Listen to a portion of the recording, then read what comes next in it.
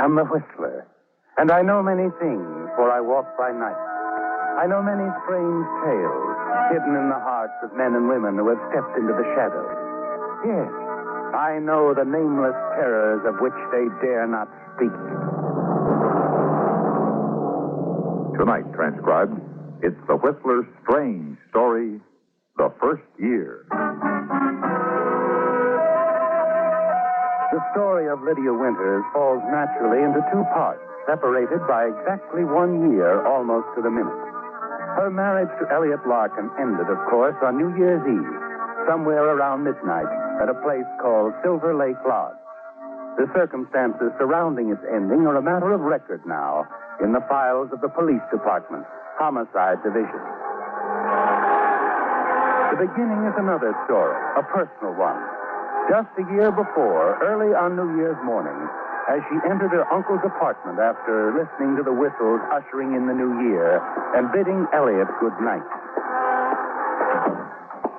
Well, Uncle Philip. Oh, it's you. You old darling, waiting up for me. There's a very good reason, Lydia. I want to talk to you. And seriously, for once. Oh? And I know just what it's about. You don't approve of Elliot Larkin, do you, dear? You think he's irresponsible, unworthy of me. And I'm so hard and thoughtless and gullible. You through? Mm-hmm. Good. And please understand this. If I have any concern about Elliot Larkin, it's on his account and not yours. That so? Exactly. In the proper hands, he might grow up into a decent human being. You know, you're just like your mother was, Lydia. You're not in love with this man. He's not in love with you. You're pretty sure of yourself, aren't you? Of course I'm sure. Now, to get to the point, Lydia, I will not approve your marriage to Elliot Larkin or any other man until you're able to look upon it as a sacred contract instead of an adventure. I see. Well, for your information, I've agreed to marry Elliot tomorrow in Greenville, whether you approve or not. And there's nothing you can do about it. Oh?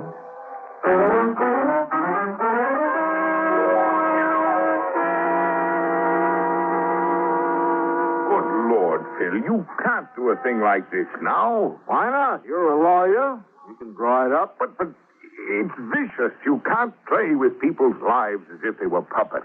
It's my money, Ballinger. I can do with it what I please. Now get this again. The new will is to provide that if Lydia and Elliot Larkin live together as man and wife under the same roof for a period of 10 years, they are to receive the principal legacy of $500,000 jointly or half each, as they may choose. Then failing, it goes to the Children's Relief Fund. You got that? Yes, that's clear enough. Now, if at any time during those 10 years, either one of them die by any means, the entire sum is payable to the survivor immediately. Look, Philip, this thing is fiendish. It'll set them at each other's throats.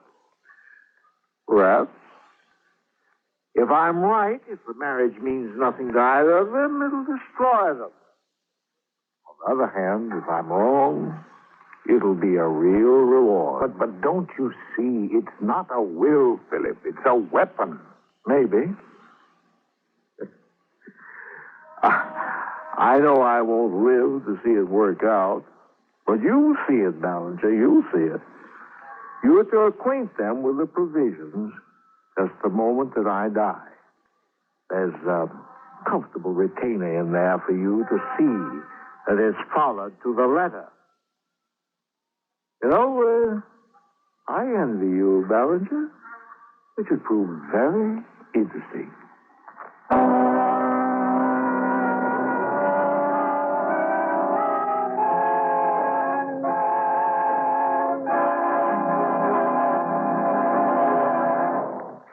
In just a minute, The Whistler will continue tonight's story. All of us are proud of our hometowns, and rightly so. In this brief moment before we continue with our program, we'd like to offer a salute to one of our hometowns in America, Boston, Massachusetts. No city in the United States is richer in historical associations than Boston, the 10th largest city of our country. The Declaration of Independence was proclaimed from the balcony of the old State House. Paul Revere saw the lantern shine from the Old North Church before his famous ride that opened the Revolutionary War. The great New England poets had their homes here. Ralph Waldo Emerson, Henry Wadsworth Longfellow, Julia Ward Howe, John Greenleaf Whittier, and writers like Nathaniel Hawthorne, Oliver Wendell Holmes, and Edgar Allan Poe. Today, Boston is the largest market of the shoe and leather industries in the world. It's also the largest wool market and the greatest fishing port in the United States. And they have the Boston Red Sox.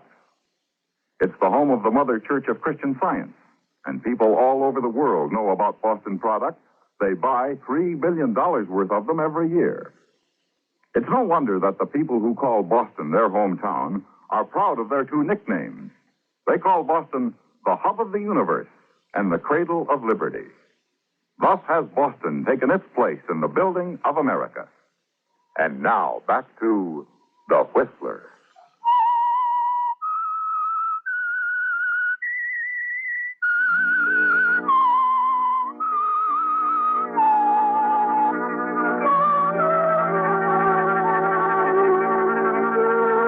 Yes, Lydia, you've escaped Uncle Philip's tyranny now. And it's worked out fairly well, hasn't it? It's not a storybook marriage, of course, but you didn't expect that. Still, Elliot is fairly presentable, reasonable, and charming, and wealthy enough to keep you well-dressed and entertained. And until something better comes along, you're content. It was an evening in October that changed all that. The two of you had just arrived home from a football game. Oh, Johnny Gates. I haven't seen him since college. And you know, it was really a lucky break running into him that way. What do you mean a lucky break? You didn't pay any attention to me or the game. No, I mean, he's leaving his job. He's going to the Orient. Oh? Yeah. Represents some liquor outfit, cordials, you know, that sort of thing. I mean, that's the job he's leaving. And it's a pretty good job. Well, what's that got to do with you? Well, he says he'll recommend me to replace him if I want it. You mean you're going to work? Well, why not? Can't be a playboy all my life. Elliot! Oh, Elliot! What? What in the world got into your head? What's so funny about that? I can't help it, Elliot. You working. Oh, go get the phone, will you? Excuse me. Hello? Mrs. Larkin, Yes? this is Mr. Ballinger, your uncle's lawyer. I'm not at home to my uncle, Mr. Ballinger. You can tell him... Just a minute, Mrs. Larkin. I'm calling to tell you your uncle passed away this afternoon. I see. It's my duty as his executor to read you the terms of his will. Who is it? Just a minute, please. Uncle Philip's dead. Something about the will. Oh, here, let me talk to him. I'll handle it. Huh? Mr. Ballinger, perhaps you don't quite understand my relationship with Uncle Philip. Hey, wait a minute. Elliot. Cover the phone. There. What Hey, do you listen to think me. you're doing? Time I knocked some sense into your head, Angel. You may as well know it now. We're broke. Hello? That's why I took Johnny up on that job. Hello, Mrs. Larkin. You had money, a lot of it. Never mind that now. Now, you better tell that Mr. Ballinger we'll be glad to talk to him. Go on, tell him. Hello? Hello, Mr. Ballinger. Yes? You can come over right away. Yeah. Hey, how'd that taste, dear? What? The humble pie. I'm not exactly in the mood for that sort of thing, Elliot. Why didn't you tell me? You never asked. You just went along with what everybody believed about the Larkin fortune. You think that was fair to me? Well, it works two ways, Angel. After all, I was under the impression your Uncle Philip's worldly goods were practically in your pocket.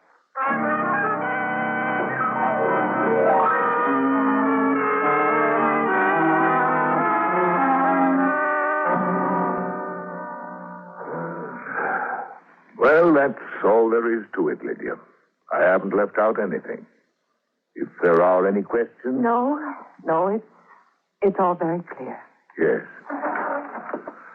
Well, good night. Good night, Larkin. Yeah.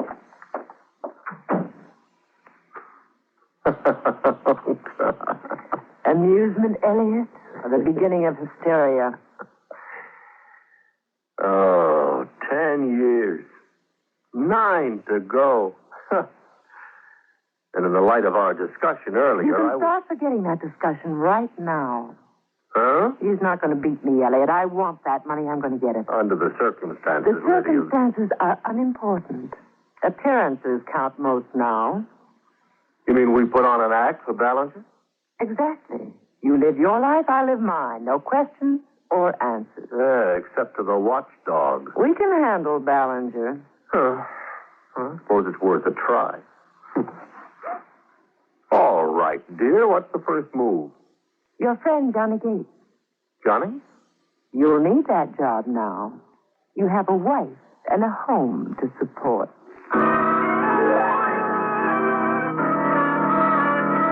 At that moment, you're forced to admit something to yourself, aren't you, Lydia? That Uncle Philip was right.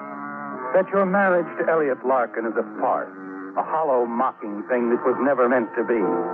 Uncle Philip might as well be alive and laughing at you, telling you that you can't win. But through it all, you determine that somehow, some way, you'll defeat Philip on his own ground. Then, on New Year's Eve, the night marking your first year together, Elliot called you at the apartment. Yes? Just thought you might be interested, Lydia. I got the job. Johnny's leaving right away. How nice. Tonight I can drink champagne that's paid for. Oh, yeah, and about that, I won't be able to make dinner until later. I'm helping Johnny celebrate. Don't worry about it. I meant to tell you we can skip the dinner plans. Hmm? I'm meeting Marty Bell at the Zebra Club. The Zebra Club? Oh, don't tell me you object. Well, I certainly do, Lydia. I don't mind what you're doing, you know that, but you got to stay away from public places. I'll see you tomorrow, Oh, Elliot. no, you'll see me tonight if you insist on going there with Belle. I'll come down to the Zebra Club And what?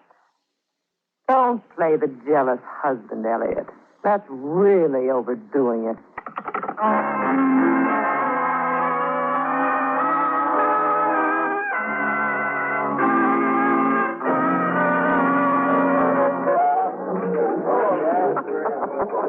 Oh, Marty. You're really very amusing. But I mean it, Lydia. I love you.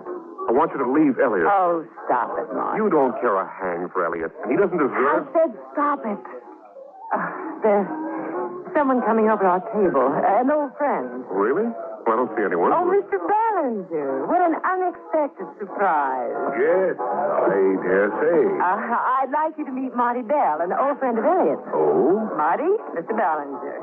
How do you do, Mr. Bell? Marty's keeping me company while I wait for Elliot, but he has an appointment. Maybe you sit in for a while, Mr. Ballinger. Oh, you've been a dear, Marty. I'll tell Elliot. Run along now. Nice to have met you, Bell. Yeah, same here. Goodbye, Lydia. Bye, Marty. Thanks so much. He's such a dear. Lydia, I've been intending to bring this up for some time.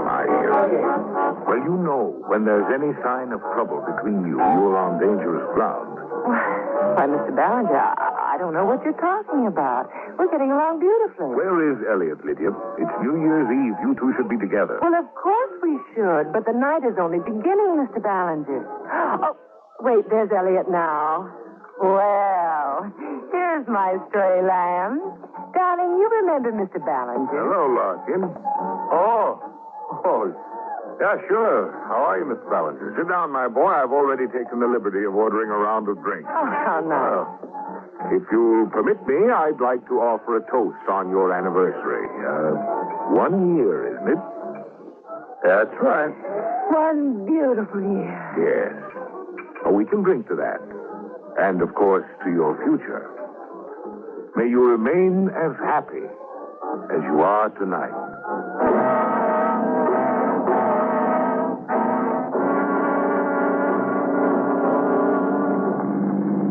I hope Mr. Ballinger doesn't think it odd our leaving so early. I explained it to him. I've got to drive a friend to the airport. Oh, Johnny Gates? Yeah.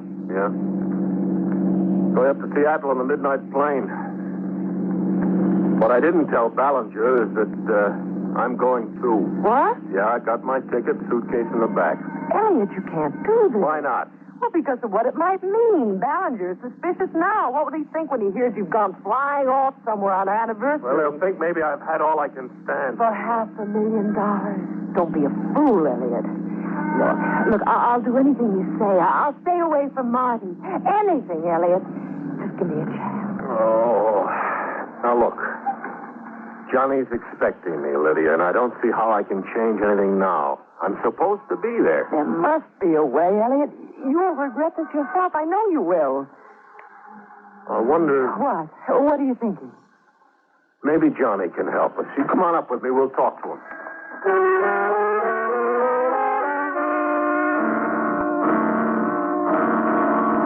Well, maybe I'm a little slow, Elliot. Give me another rundown on that, huh? Oh, it's simple, Johnny. I would like an extra day down here, that's all. Now, you're flying north anyway, so couldn't you send that wire to the company for me? From the Seattle hotel to cover you with the company. Yeah, that's right. That's right. That way Lydia and I can be together on our anniversary. I'll be up there in a day or two.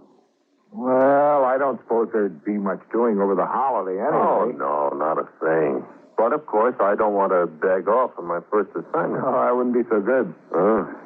Okay, pal, I'll handle it for you. Oh, swell. Johnny, I appreciate this, too. Oh, forget it. You've done plenty for me. Hey, one more thing. I don't like the idea of turning in my plane ticket. I mean, just in case the company should check. Oh, I don't think they will. Yeah, but I'd rather not take the chance. Well, look, Johnny, it won't matter to you. Couldn't you turn your ticket back in and go in my place all the way through? Well, if you'd feel safer. Oh, I really would, Johnny. Okay. Oh, I'll check into your hotel for you. The work. Oh, But say, we better get going. Yeah, right away. I'll finish packing. Yeah. Well, satisfied, Lydia? Perfectly. As long as we're trying to make it look good to Ballinger, maybe we ought to go whole hog. How do you mean? I mean, after we drop Johnny off at the airport, how about driving up to Silver Lake Lodge? Wonderful. Yeah. Remember the first time we were there? A brand new year. Brand new life. I remember it perfectly, Elliot. I'd love to go. I think it's exactly what Mr. Ballinger would like. Well, Lydia, for the moment you've won. But the worry of the future is on your mind driving down to the airport and watching Johnny Gates off on Flight 27. And all the way up to Silver Lake Lodge, you wonder about those 9 long years ahead. It isn't going to be easy, Lydia. But somehow you're determined to make Elliot continue to see it your way. On the highway of life, we ain't even got a sister brother. A few miles below the lodge, you ask him to stop at a roadside store. Just want to get some cigarettes, Elliot. I'll be right back. Take your time.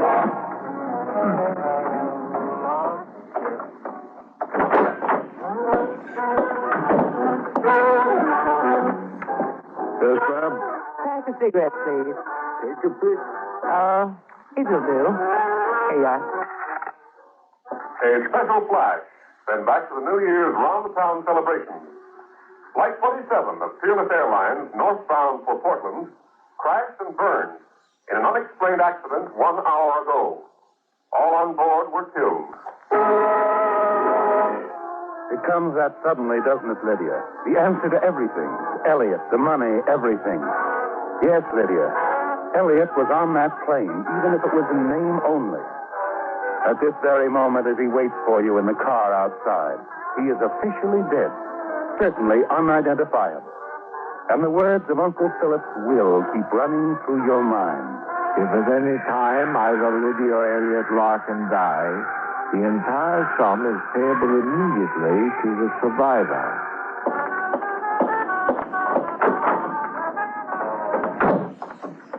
We got each other. Sorry to keep you waiting. That's all right. Just as I went into the store, there was some sort of news flash on the radio. Did you hear it? What, a news flash? No.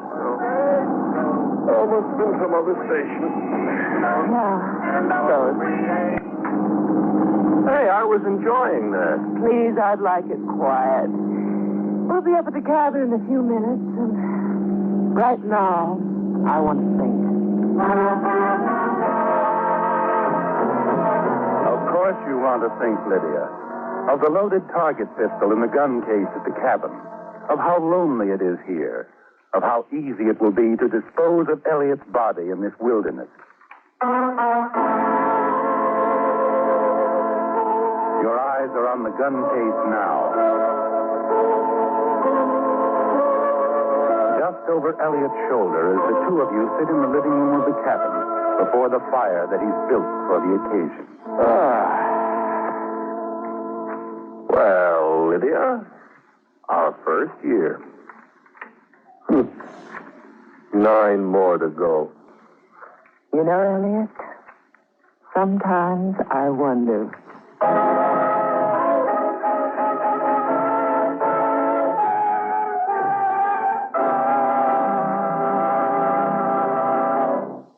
Don't be half right.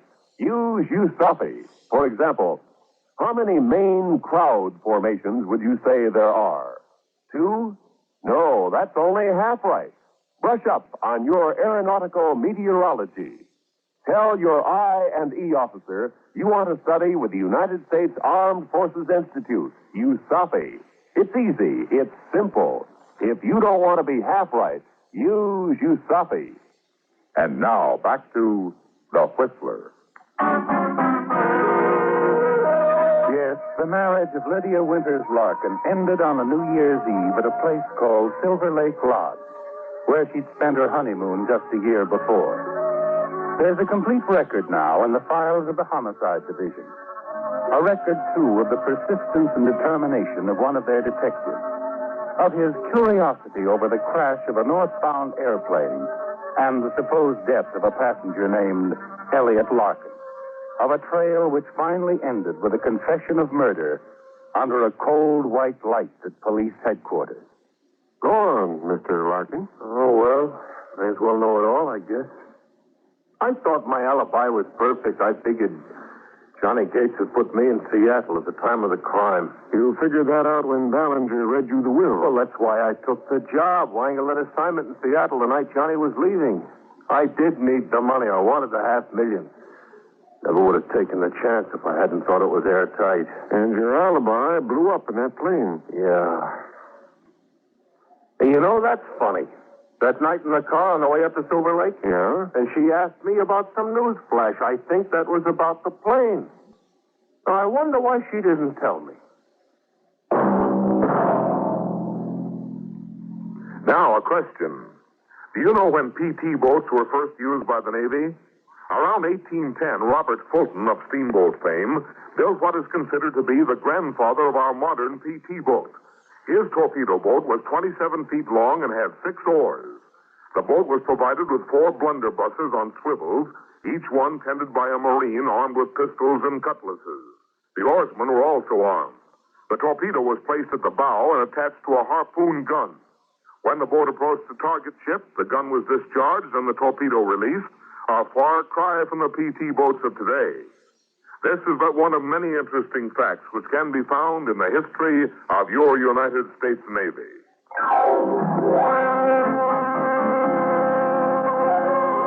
Featured in tonight's transcribed story were Bill Foreman as the Whistler, Dora Singleton, Victor Rodman, Lawrence Dodkin, Marvin Miller, and Byron Kane.